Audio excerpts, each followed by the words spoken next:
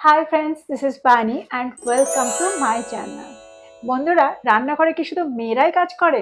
না, রান্নাঘরে কিন্তু ছেলেরাও এখন কাজ করে। যারা পড়াশোনার ক্ষেত্রে বাইরে থাকে বা কাজের ক্ষেত্রে বাইরে থাকতে হয়, তাদেরও কিন্তু রান্নাঘরের কাজ করতে হয়। তাই রান্নাঘরে দাঁড়িয়ে অর্থাৎ কিচেনে দাঁড়িয়ে ইংলিশে কথা বলাটা খুবই ইম্পর্টেন্ট। তাই আজকে আমি এই ভিডিওতে নিয়ে এসেছি 20টা অ্যাকশন ওয়ার্ডস, যেগুলোকে দিয়ে আমি সেন্টেন্স তৈরি করে তোমাদেরকে শেখাবো কিভাবে আমরা ইংরেজিতে কিচেনে দাঁড়িয়ে কথা বলতে পারি। দেখবে এমন কিছু অ্যাকশন ওয়ার্ডস আছে যেগুলোকে না জানলে কিচেনে দাঁড়িয়ে ইংরেজিতে কথা বলাটা খুবই অসুবিধাজনক। তো ভিডিওটাতে একদম শেষ পর্যন্ত থাকো আর প্রত্যেকটা অ্যাকশন ওয়ার্ড দিয়ে আমি কিভাবে সেন্টেন্স তৈরি করছি সেটা দেখো। So without further edu, let's get started. প্রথম অ্যাকশন ওয়ার্ডটি হলো পিল, অর্থাৎ খোসা ছাড়ানো। যখন আমরা আলুর খোসা ছাড়াই বা অন্য কোনো সবজির খোসা ছাড়াবো, তখন আমরা এই অ্যাকশন ওয়ার্ডটি ব্যবহার করতে পারি। ফর এক্সাম্পল, আলুগুলোর খোসা ছাড়িয়ে দাও।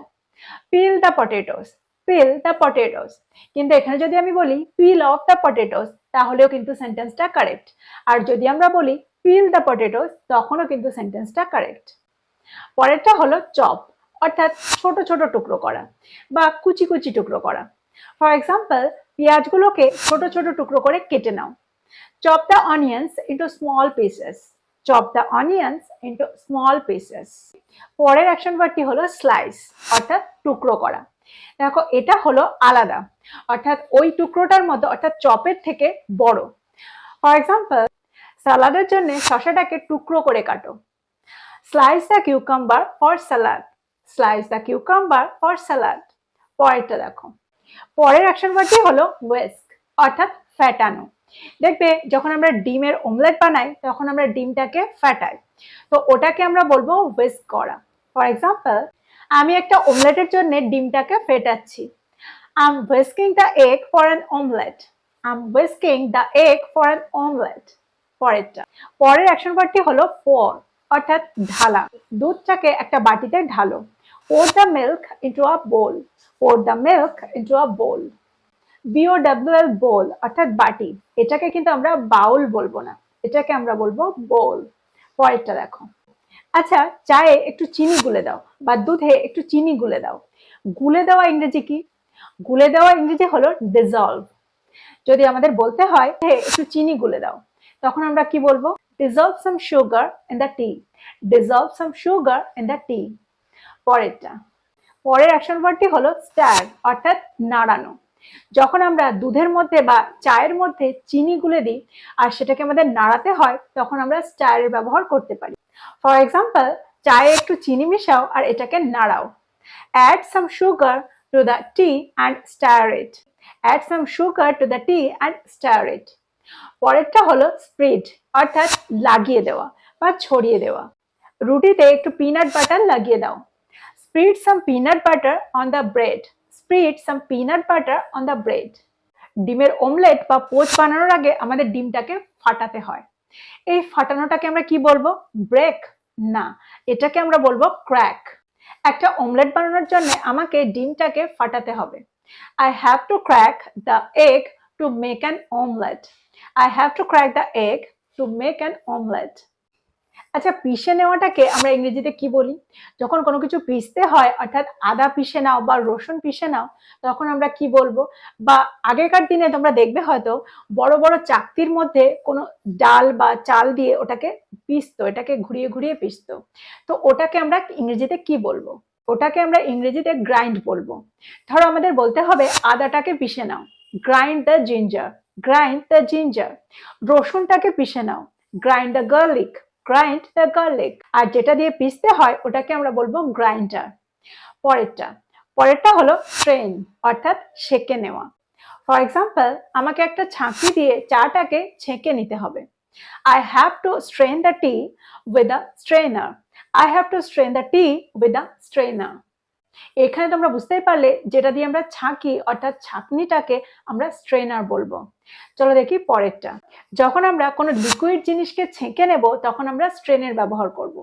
কিন্তু যখন আটা বা ময়দাকে আমরা চেলে নেব, অর্থাৎ চালনি দিয়ে চেলে নেব, তখন ওটাকে আমরা কি বলবো? ওটাকে আমরা বলবো সিফট করা, সিফট। ফর এক্সাম্পল, আমি ময়দা চালছি। I am sifting the flour, I am sifting the flour. যখন আমরা রান্না করি তখন তেলের সাথে কোনো সবজি বা কোনো মশলা দিয়ে ওটাকে আমরা সাঁতলাই। ওটাকে ইংরেজিতে কি বলবো?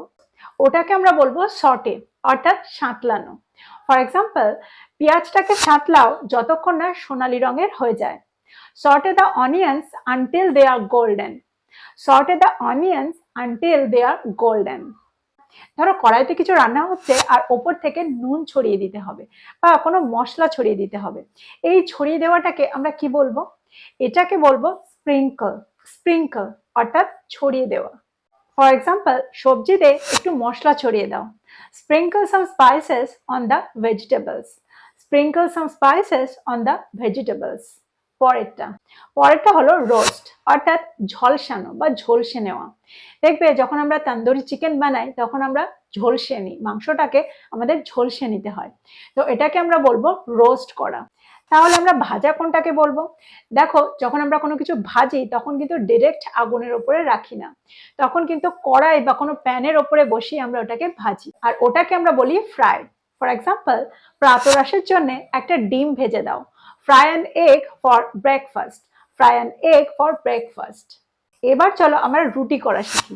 আচ্ছা, ময়দা মাখা বা আটা মাখাটাকে আমরা কি বলবো? ওটাকে আমরা বলবো নিড, অর্থাৎ আটা মাখা বা ময়দা মাখা। আমি আটা মাখছি। I am kneading the dough. I am kneading the dough. আমি রুটি বেলছি। রুটি বেলাটাকে কি বলা হয়? যখন আমরা বেলাম চাকি দিয়ে রুটিটাকে বেলি ওটাকে আমরা বলবো রোল আউট। তাহলে আমরা রুটি বেলছি কি করে বলবো? I am rolling out the chapatis. I am rolling out the chapatis. তাহলে রুটি সেঁকাটাকে কি বলে?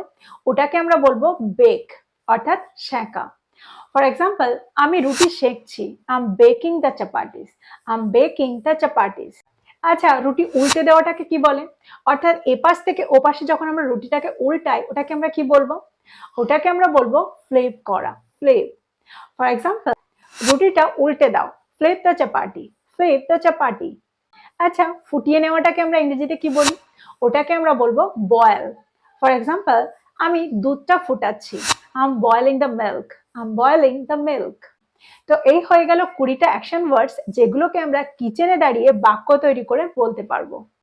এছাড়াও আরো কিছু অ্যাকশন ওয়ার্ডস আছে যেগুলোকে আমরা কিচেনে দাঁড়িয়ে ব্যবহার করতে পারি, কিন্তু সেটা আমি অন্য ভিডিওতে তোমাদের জন্য নিয়ে আসবো। আজকের জন্য এই পর্যন্ত। দেখো, যে অ্যাকশন ওয়ার্ডস গুলো তোমরা আজকে শিখলে সেগুলোকে দিয়ে সেন্টেন্স তৈরি করো আর সেগুলোকে ব্যবহার করো। ভিডিওটা ভালো লাগলে লাইক করতে ভুলে যেও না, আর বন্ধুদেরকে শেয়ার করো যারা ইংরেজি শিখছে। So this is all about today. I will be back with another video. Till then, take care. Thank you for watching this video. Bye bye.